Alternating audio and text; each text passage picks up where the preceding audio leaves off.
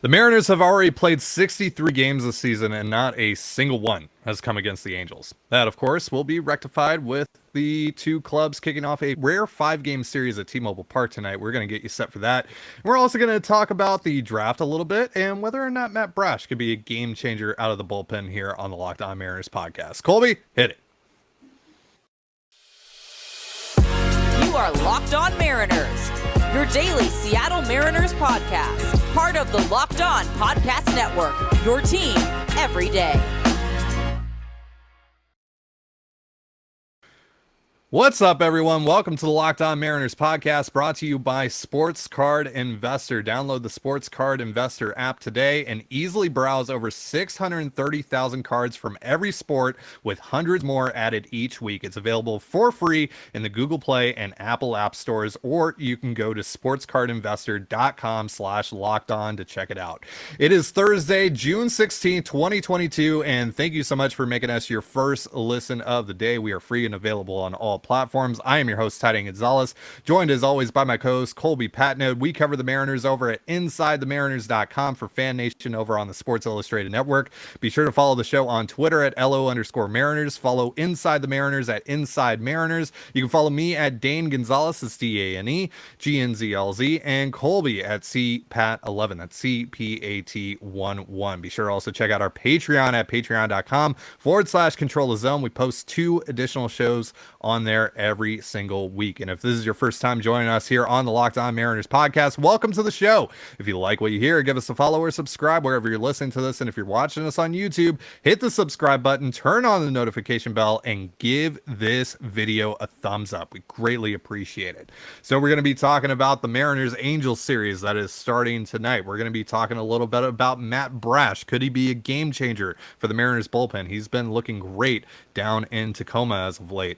And we're also going to talk a little bit about the draft. Colby wrote about a few bats that he would like to see the Mariners target in the first round of the draft on Inside the Mariners. We'll be getting into those and maybe some other guys as well.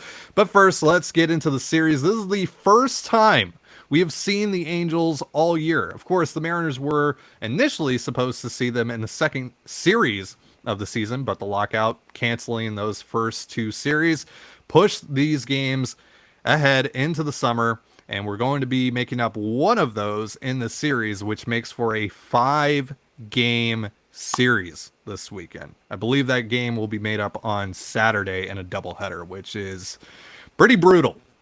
And that's going to cap off an 11-game, 10-day homestand for the Mariners. But overall, looking at this Angels team, of course, they started out red hot.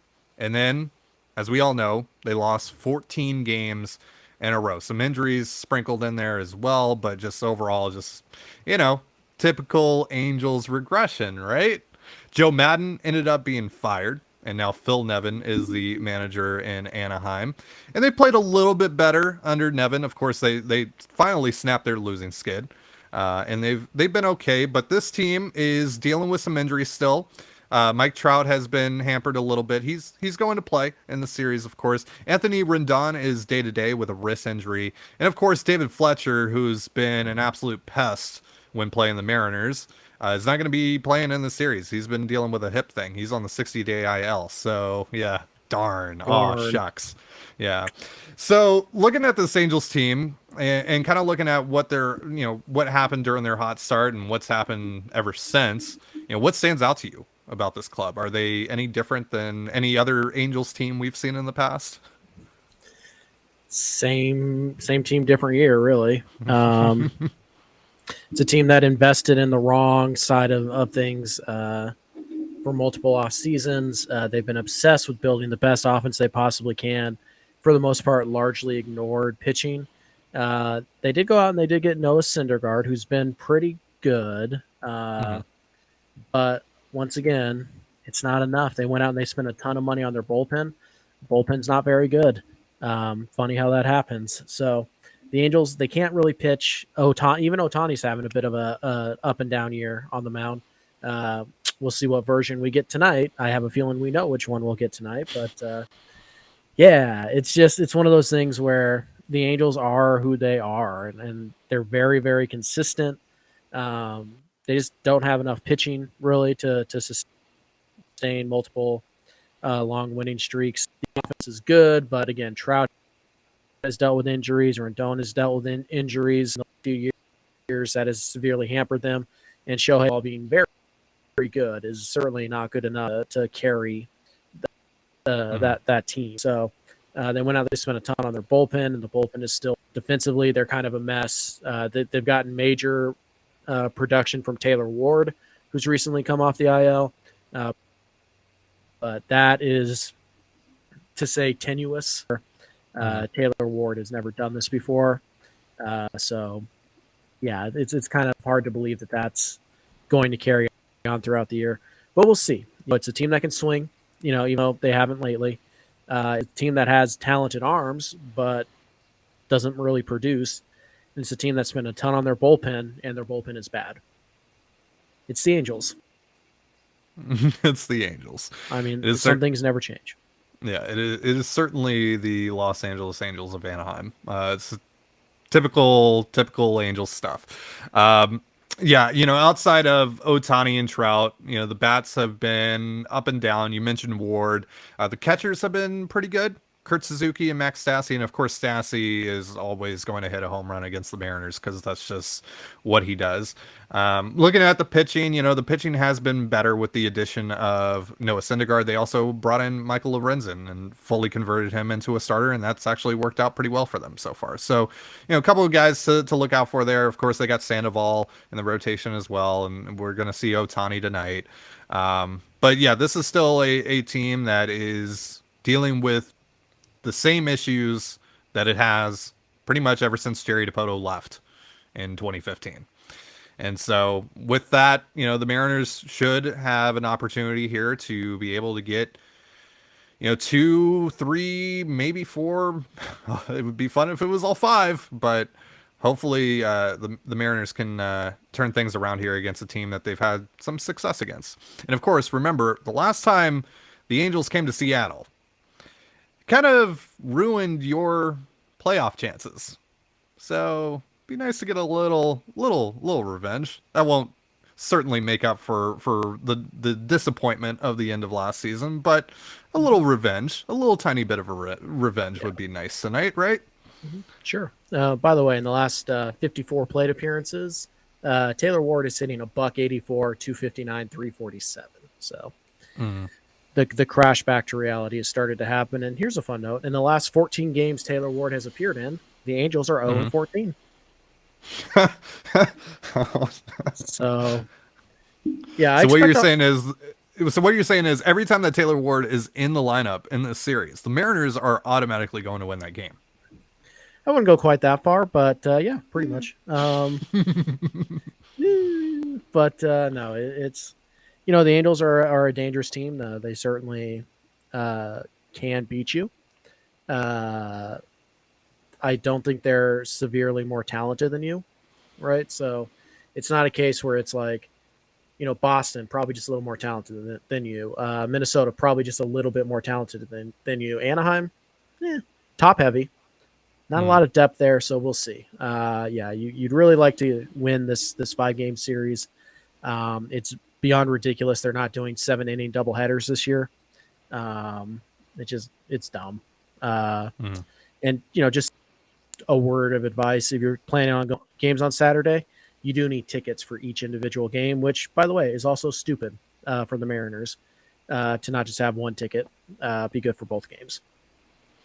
That's dumb. So yeah. So is this what? This is going to be the 3rd, 4th doubleheader in T-Mobile Park history? There have been a couple. There was obviously, what was it? Was it against the Marlins? They had a doubleheader once. Now I'm blanking. Yeah, it was the Marlins. One game the Mariners were the home team, and the next game the Marlins were the home team, despite being at T-Mobile. And that's the last one I remember. There might have been during the pandemic season or two, but it's very rare. Because very rare roof. Yeah, and very rare, and very rare is kind of the whole thing with this series in the end, because it's a 5-game series. You don't see 5-game series at the major league level. You see it in the minors, but you don't see it at the major league level. But Yeah, technically that one game is going to be part of a 2-game series that, the other game will be played, I think, in August. But yeah, it's a 5-game series at the end of the day. You got to play 5 times in 4 days. That is just brutal beyond They have to belief. do it. They have to do it twice, I believe. I think they do it Yeah. again in August. So Oh, God. 7-inning doubleheaders, at least for this year. What are you doing, Major League Baseball? You got to cover Yeah. 18 innings. Thankfully, the Mariners have an off day on Monday because they will need it. Oh, they are absolutely going to need it. Thankfully, they might have some reinforcements, however, along this weekend. Ken Giles, potentially. And maybe even Matt Brash in the bullpen. He's been pitching pretty well. We're going to be talking about that in just a moment. But real quick, we have a new sponsor here on the Locked On Mariners podcast as I nonchalantly reach for my phone here. It's called the Sports Card Investor app. And it's pretty cool. I know a lot of our listeners are pretty big into collecting cards. We've done a couple of card giveaways and they usually do pretty well. But if you're an investor, if you're a casual card collector, this is a pretty cool app for you because it gives you all the information that you need in just a one-stop shop. So like here, I bring up the app on my phone. And the first card that it pops up here, and it shows you the top cards for the day. It shows you what everyone is in on. And the top card today is Jack Sawinski, Pirates prospect. It's his 2022 Bowman rookie card. And right now, if I just click on the card, I can see everything that I need to know. I can see the charts that shows me what the card has done over the last month or so. It started out around $10 last month, and now it's all the way up to around $60. So people are really excited about Jack Sawinski for some reason. I can also look at the recent sales. So it shows me what it's gone for over the last couple of days. And on June 15th, so yesterday, sold 3 times on eBay for $42, $64.99, $48. So kind of all over the place. But now that I have that information, I can go create an offer on eBay. And I can do that through the app. It has the eBay listings right here, and I can filter it. So I can look for a PSA 10, PSA 9, etc., etc. But we don't care about Jack Sawinski here, right? We're not Pirates fans. We're Mariners fans. So let's look up Julio Rodriguez. So I'm going to type in Julio Rodriguez here into the search bar, and you can search any single player that you want from any sport, and it's going to bring it up. So I can tap to see Julio Rodriguez cards, and you might be able to see that on my phone. But we're going to let's look at this autograph card because I like autos. And as soon as I bring it up, there's a bunch of listings here on eBay. Very expensive listings, mind you. We're talking $1,600, $1,900, $2,200. And if you look at the recent sales, that's what it's going for. $2,100, $2,200, $2,000. It's all right in that range. And the charts, frankly, nothing's really changed over the last month. It's been hovering around that mark. But this is a pretty cool app that you can use to just get all the information that you need in one stop. You don't need to do a bunch of research. All the research is right there, right in your hand, right in the palm of your hand. And all you have to do is go to the Apple App Store or Google Play to download the Sports Card Investor app today. Or you can go to sportscardinvestor.com/locked on.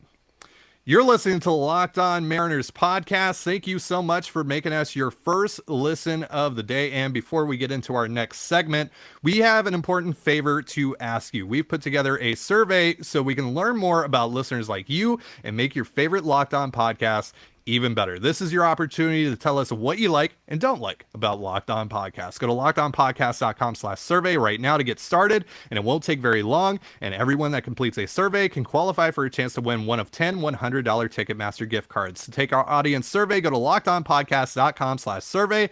Thank you for your help. So Matt Brash was, of course, sent down after a disastrous 4-start stretch after his impressive Major League debut. And we know that he's been converted to the bullpen. That might be temporary. It might be permanent. We don't know. But it's permanent, at least in terms of the 2022 season. They're trying to do whatever they can to get the most out of Brash that they can at the major league level. And so that's what they're doing here, or at least attempting to do. And it didn't start out well for him in Tacoma. There was one outing where he gave up 5 earned runs, and it was pretty much a disaster. But since then, Over his last 9 outings, and he started to pitch more frequently. He's pitched back-to-back days once. He's pitched 2 out of 3 days, I believe 4 times now. So he's really ramped up to come out of the bullpen. And over his last 9 outings, he has held opponents scoreless. He has not given up a single run. He's only given up 2 hits in that time. He struck out 14 and walked just 2. So, I know the comp that Mariners fans are easily going to make here. The Mariners are trying to make him into Edwin Diaz, right? You got the fastball slider combo. We know how nasty the slider is, of course. And, we've seen that play at the major league level at times, not frequently, but at times. The command and the control have been a major issue for him. Not in Tacoma, though, so far. So if that continues at the major league level, because I do believe that we are going to see him sooner rather than later. Colby, do you think that he could have an Edwin Diaz-like resurgence out of the bullpen? No. And why not? Why not? I'm still concerned about the control issues. That was never something that Diaz was really particularly struggling with. Brash certainly has better stuff than Diaz, if you can believe that. But the command and the control issues are still present. So no, I think expecting, expecting Brash to come up and be, rookie Edwin Diaz, that's asking a lot. But it's not like you're asking him to be 2018 Edwin Diaz. So there's a possibility. I would just say it's unlikely because I don't trust the control yet. Certainly he's been very good in his last 9 outings. I think he's walked 2 guys. I think is what you said. It's been very impressive. But again, we'll see how it plays at the big league level. It's not a question of stuff. It's 100% about control. And even command, because despite the great stuff, if you leave your fastball down the middle and the slider just, kind of just stays low, but in the middle of the plate, you're going to get hit hard. And Brash did when he was up. So it wasn't just the walks. It was the fact that he, was piping fastballs and they were getting hit very hard. So I think at some point pretty soon, you're going to have to give it a shot, see what happens. But no, I don't think I would expect an Edwin Diaz like jolt of excitement or it was just different when Diaz came up. The entire bullpen just kind of changed. I don't know if I'm willing to say that about Matt Brash yet. So when he does come up, what do you think his role will be? What would you like his role to be? I think, interestingly enough, they have not asked him to go more than 3 outs in any of his outings. So the multi-inning kind of reliever role that we all kind of think of when a starter gets sent down, it doesn't appear like they're willing to do that, or at least they haven't been so far. And that is something in theory, you would want him to practice, going out there. But it's similar to being a starter. You get your outs, you sit down for a while, then you go back out and pitch. So maybe they think he's already got that. I don't know, but it doesn't seem like that's their plan for him. To start, it's not high leverage. It's 6th inning, down 3-2. It's 5th inning, get out of the we're up 4-1, but they got a runner on second and 2 outs, blah blah blah. Like it's that type of stuff, and then you slowly work him into the high leverage stuff. I think when Diaz came up, people forget he wasn't the closer right away. He had to work his way into that role. He spent the first month being really a 7th inning type of guy, and eventually he won that role. So, I think Brash is going to have to earn high leverage spots just like everybody else. But a lot of the things that you're seeing Eric Swanson, like going to the 7th, I think you could see Brash get that role, and then Swanson has earned more high leverage spots. So I think you might see Brash and Sewald kind of working in those mid leverage spots, and then they'll ask Swanson and Castillo to handle most of the high leverage spots until Sewald or Brash or Giles really commands that third high leverage spot. Yeah, I think it adds some electricity to your bullpen, which frankly needs it right now. And again, we don't have a ton of options to talk about here out of this bullpen that you can really rely upon. Even Sewald, again, yesterday had a rough go of it, so he's kind of regressed. Diego Castillo has been fantastic since that Mets outing. So that's been great. Swanson's looked really good, even after coming back from his injury.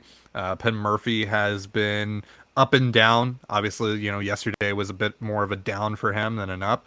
But there aren't a ton of guys that you can rely on. So anything that can give you a potential jolt is certainly welcome. And Ken Giles will, hopefully provide that as well a little bit. But what do you think Brash's ceiling could be as a reliever if everything goes well for him?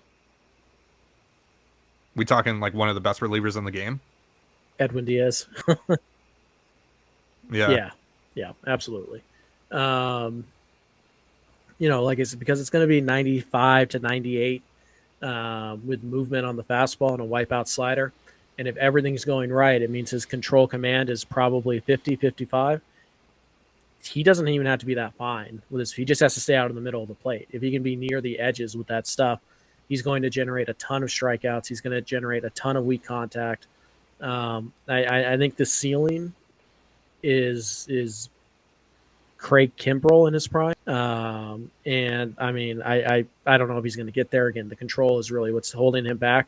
But we're talking about elite of the elite. We're talking about Josh Hader level of strikeouts and domination is possible, albeit unlikely. Mm-hmm. It's exciting though, considering the upside. It is exciting. I would still, like to see Brash as a starter because that's just naturally going to be more valuable to you.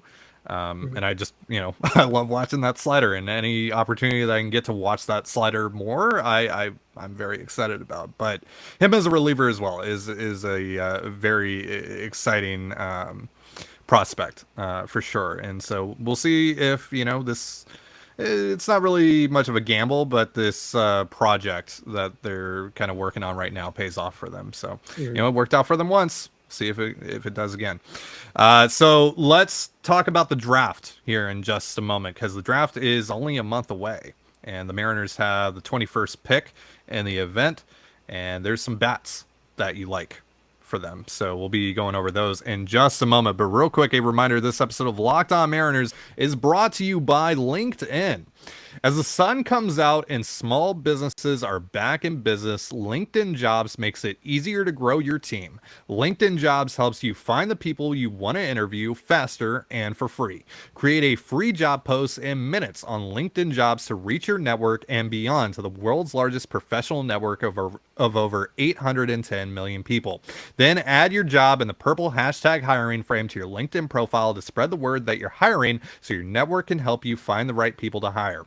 Simple tools like screening questions make it easy to focus on candidates with just the right skills and experience so you can quickly prioritize who you'd like to interview and hire. It's why small businesses rate LinkedIn Jobs #1 in delivering quality hires versus leading competitors.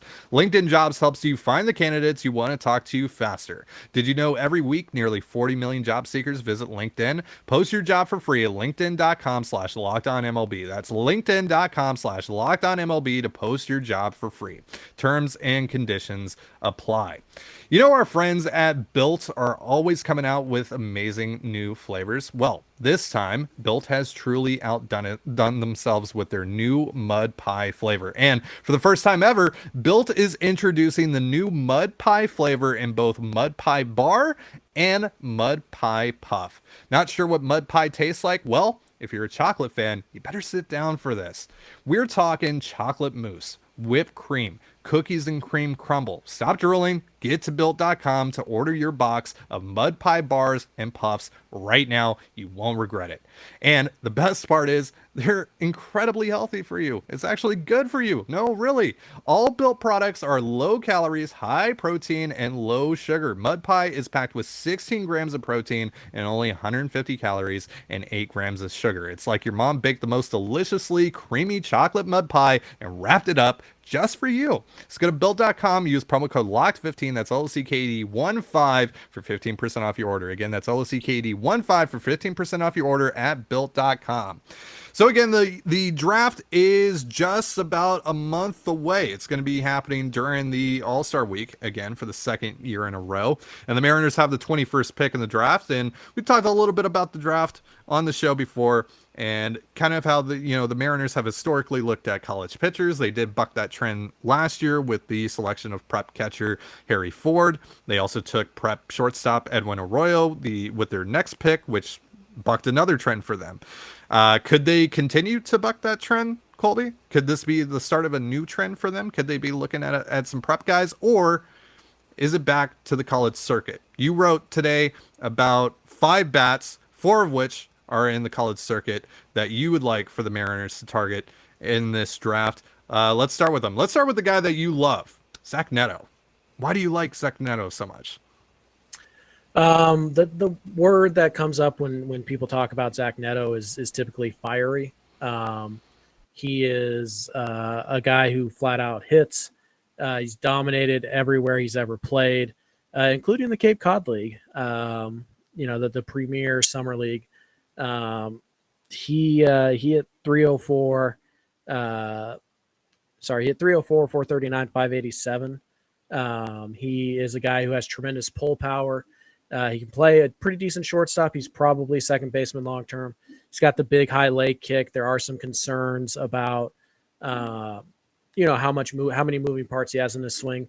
Ty France has kind of the same concerns. So, but he makes it work. He is an aggressive pull hitter. So there are some things to be worried about. But overall, Zach Neto is an aggressive player who has hit everywhere along the line. His career batting average in college is over 400. That's pretty good, regardless of where you play. This guy, he flat out hits. He's a grinder. He's a fiery player. He plays with a lot of passion. And oh, by the way, he also was a reliever for the Campbell Camels, where he threw 93 miles an hour off the mound. Great name, by the way. Yes. So hit a lot of hard contact. Got some pull power. Going to stay up the middle at least as a second baseman, chance to play shortstop, hits everywhere along the line, checks all the boxes. There are some concerns, just like there are with every single player in this draft class. But for the most part, it's a pretty safe profile that he's going to hit at the major league level and probably stay up the middle. All right, so I'm not much of a college baseball guy or a draft guy. I'll admit that, but I am very aware of who Drew Gilbert is, and I love Drew Gilbert. I love everything about this guy. The intensity that this guy brings to the field is amazing. It is palpable. I love it. I love everything about it, and I'm honestly going to be a little bit sad if he doesn't end up becoming a Mariner next month. But why should the Mariners be interested in Drew Gilbert? Well, first things first, he certainly seems like he would be a good fit with the Mariners culture. They're very open to letting guys be themselves and express themselves. And, Gilbert did recently get ejected from a super regional game against Notre Dame. It was not ideal. So there are actually going to be some teams that don't like Gilbert because of that issue. The Mariners, probably not one of them. They've been very open about letting guys be themselves, bat flip, do all that stuff. And Gilbert will certainly do that stuff. He talks smack. He's a very fiery guy. Kind of your prototypical leadoff hitter. He's only 5'9". He's not tremendously big. He's a great athlete. He puts the ball in play a ton. He doesn't strike out. Spoils good pitches. There's a little bit of Luis Ariz in the hit tool, where he's just not going to strike out a ton. Maybe he doesn't walk as much as you would like, but he's going to make so much contact and he's going to see so many pitches that he's going to be a pretty natural leadoff guy. He does have pretty, I would say above average raw power, particularly to his pull side. He will crank home runs to right field. If you think you're going to sneak a 2-0 fastball by him, you're not. He's going to put that thing into the right field bleachers. Hit a big grand slam in regionals, was last year, I believe it was. Walk-off grand slam. Let the crowd know about it. He's just a guy who loves to talk. He loves to play. He's got a lot of energy, and he's a big passion guy. He's a guy who's going to come up and he's going to be, the leader of your club, at least the outspoken leader. And there's just a lot that he carries that he can do. He's a good base runner plus center fielder. Like I said, probably not a huge steal guy, but maybe 20 home runs, 20 steals out of the leadoff spot is possible, but he's going to see a ton of pitches. He's going to hit for a high average, and he's going to provide a spark to your major league club, and that's just who he is. Reminds me a little bit of Jacoby Ellsbury, but I think the comp that a lot of people are going to lay on him is probably going to be Andrew Benintendi, who some of you guys may know I also really like. Mm-hmm. And Jerry Dipoto probably also really likes, by the way. Yeah. But yeah, I'm a big fan of Drew Gilbert. So there's another name here, the lone prep guy that you wrote about, who has a pretty special connection to the Mariners and a former All-Star. He is the son of former Tampa Bay Ray outfielder Carl Crawford, and by extension, the first cousin once removed of J.P. Crawford. So what should we be looking for in Crawford's game, and why does he intrigue you for the Mariners? Yeah, Crawford's probably the guy with the smallest chance to get to Seattle at 21, but there has been some movement in his draft status recently. He's a tall, skinny kid. He's 6'3". Last time I checked, I think he was about $175, $180. So there is room to add muscle. He is fast. He is a good center fielder. He's got a very strong arm. And right now he's kind of a contact swing, line drive, put the ball in play, slap it around, oriented type of hitter. He's the guy you would put in the leadoff spot for 100 years in Major League Baseball. Just puts the ball in play, runs really fast. Is going to steal bags. A little bit more here because going to add muscle and he's going to fill ideally because right now his swing is so contact oriented that it might not take much for him to add 20-30 pounds of muscle, change up the swing a little bit, and there's enough bat speed here to get 20 home run power out of him. You guys may or may not remember his dad, Carl Crawford, all-star for the Rays. He also had that kind of power. A lot of triples for Crawford, but it's honestly a very similar profile. And so center fielder, there's no doubt about that. It's really how much do you believe that you can help the swing add some power without robbing him of his natural ability to put the ball in play. How much do you think he's going to fill out? Because 6'3", 175, don't see a lot of that in Major League Baseball. Very rare. So you need to see him around 200 pounds at least. And you do need some power from him. He can't just be a guy who just slaps the ball around unless he's going to hit, 3, which probably not. It kind of depends on how much you buy into the power idea that he can have average power going forward. If you think he can, he's probably going in the top 10. But teams think that they can't get something out of a guy, that they fall into the 20s, and usually those guys end up being Angeles Dodgers. So we'll see what happens. That's going to do it for our show. Thank you so much for joining us here on the Locked On Mariners podcast. For Colby Patnode, I'm Tidy Gonzalez. Be sure to give us a follow on Twitter at LO_Mariners. You can follow Inside the Mariners at Inside Mariners. You can follow me at Dane Gonzalez, that's DANEGNZLZ, and Colby at CPAT11, that's CPAT11. You can also find all that stuff in the description of this episode. And thank you again for making us your first listen of the day, just like you do here every day.